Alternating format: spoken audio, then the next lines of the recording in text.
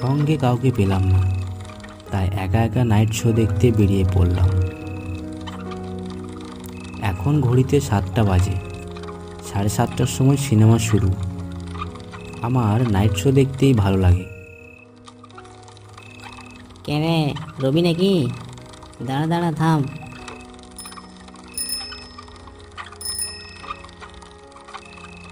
কি রে, একা একা সিনেমা দেখতে বেরিয়ে পড়লি? আমাদের বললি না একবারও?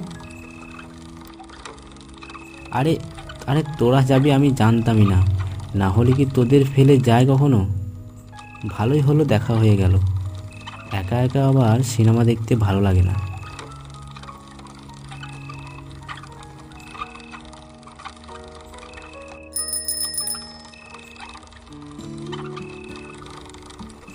রবি, কিছু খাবার এনেছিস নাকি সিনেমা হলের ভিতরে খাবার জন্য? হ্যাঁ হ্যাঁ এনেছি, কিছু চিপস আর বিস্কুট এনেছি।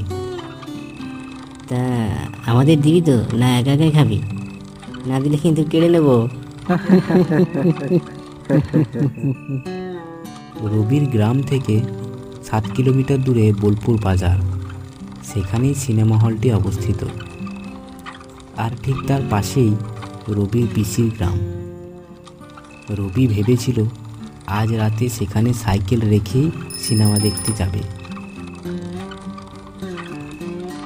আর সিনেমা শেষ হতে রাত হবে বলে আজ রাত বাড়ি না ফিরে তার পিসির বাড়িতেই থেকে যাবে।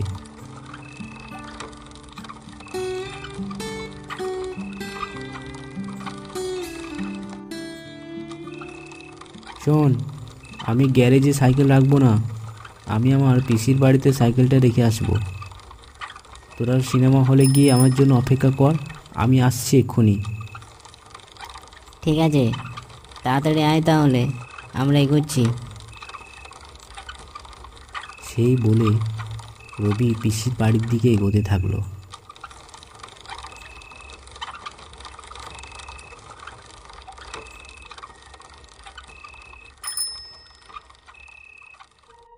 পিসি, ও পিসি, পিসি একবার বেরিয়ে এসো, আমি রবি। পিসি, ও পিসি। কি ব্যাপার, বাড়িতে কেউ নাই নাকি? পিসি। কে? আমি রবি, আমি সিনেমা দেখতে যাব। সাইকেলটা কোথায় রাখবো? ঘরের সামনেই রেখে দে। ঠিক আছে, আর আজ আমি এখানেই থাকবো, বাড়ি যাব না।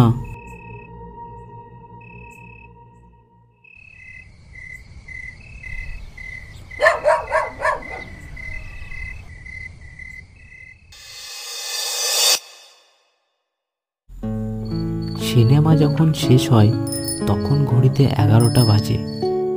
তার বন্ধুগুলো তাকে ছেড়ে বাড়ির দিকে এগোতে থাকলো, আর সে তার পিসির বাড়ির দিকে হাঁটা দিল।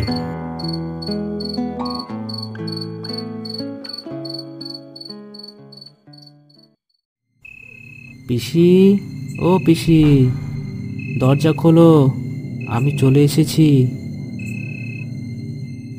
কে কে ডাকে এত রাতে? রবির কথা শুনে পাশের বাড়ির দাদু বেরিয়ে আসে।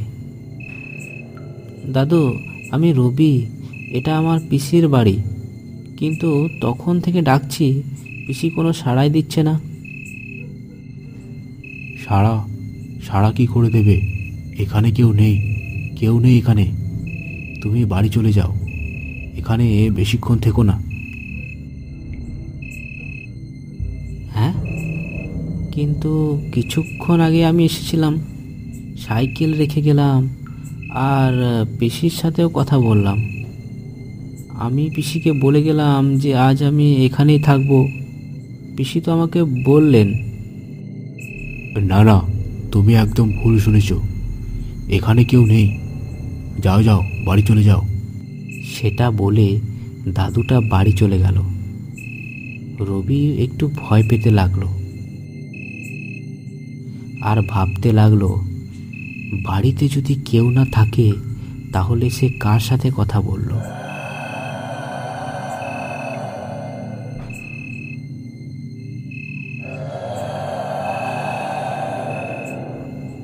সে তাড়াতাড়ি তার সাইকেলটা নিয়ে সেখান থেকে বেরিয়ে যায়। তার বন্ধুগুলো কিছুক্ষণ আগেই বেরিয়েছে। যদি তাদের ধরতে পারে তাহলে ভালোই হয়, আবার একসাথে বাড়ি ফিরতে পারবে।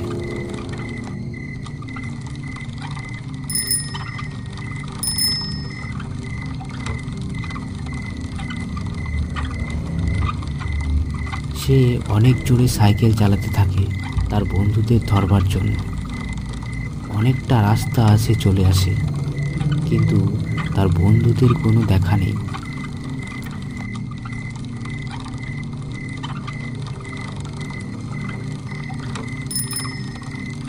এভাবে যেতে যেতে একটা জায়গায় এসে থেমে যায়, কারণ সামনে রয়েছে শ্মশান। এমনিতেই অনেক রাত হয়ে গেছে, সেখানে সে কিভাবে পার হবে সেটা ভাবতে ভাবতেই তার ভয় আরও বেড়ে যায়।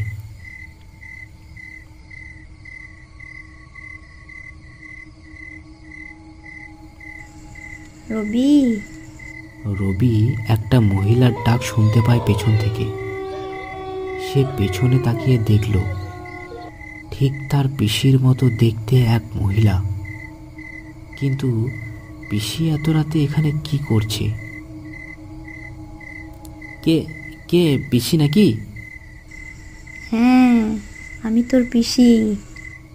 কিন্তু কিন্তু তুমি এত রাতে এখানে কি করছো? আমি আমার বাবার বাড়ি গিয়েছিলাম।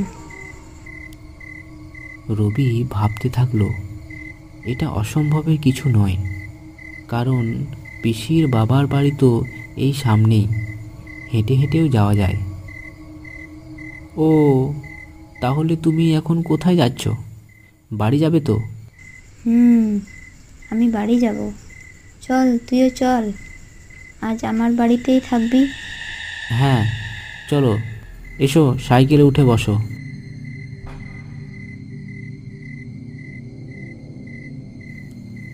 রবি মনে মনে ভাবল, ভালোই হলো পিসির সাথে দেখা হয়ে গেল। এমনিতেই আজ পিসির কাছে থাকার জন্য বাড়ি থেকে বেরিয়েছিলাম।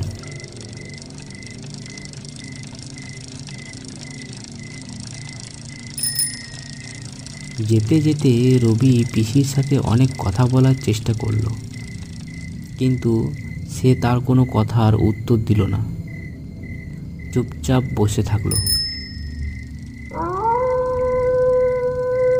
এভাবে যেতে যেতে একটা ফাঁকা জায়গায় পৌঁছে তার পিসি বলল, সাইকেল থামা। কেন পিসি, কোনো সমস্যা? সাইকেল থামা বলছি। হ্যাঁ হ্যাঁ থামাচ্ছি। সাইকেল থামতেই তার পিসি সাইকেল থেকে নেমে দাঁড়ালো। তখন রবি দেখে তার মুখটা একদম অন্য রকম, চেহারা পাল্টে গেছে। এটা তার পিসি হতেই পারে না। কি কি কি ব্যাপার পিসি, তুমি তুমি এরকম কেন? তুমি এরকম দেখতে কেন? এ কি তুমি কে? ভয় লাগছে তো, আমার ভয় লাগছে তো। আর কোনো সন্দেহ নেই, এটা তার পিসি হতেই পারে না। এটা একটা পিশাচিনী, এক পিশাচিনীর ফাঁদে পড়েছে রবি। কি করবে কিচ্ছু বুঝতে পারছে না। সে হয়তো মেরে ফেলবে তাকে।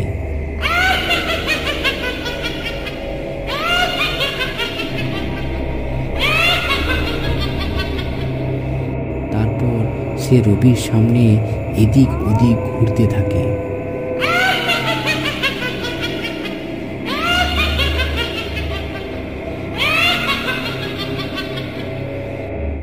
এই ছাড়, ছাড় ওকে, ছেড়ে দে বলছি।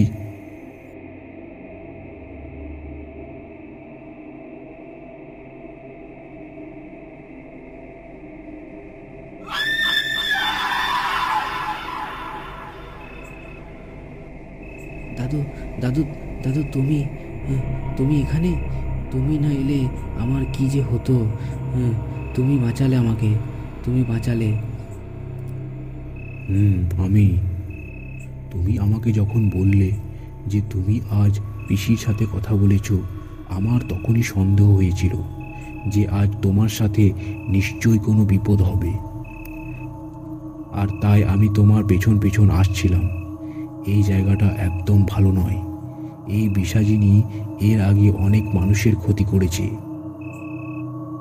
বেশ বেশ, চলো আজ রাতটা আমার বাড়িতেই থেকে যাও, কাল সকাল হলে বাড়ি চলে যেও। সেই দাদুটা ঝাড়ফুঁক জানত, সেই জন্যই এই পিশাচিনীকে তাড়াতে পারল। দাদু যদি সময়ে না আসতো তাহলে হয়তো আজ রবি বাঁচত না।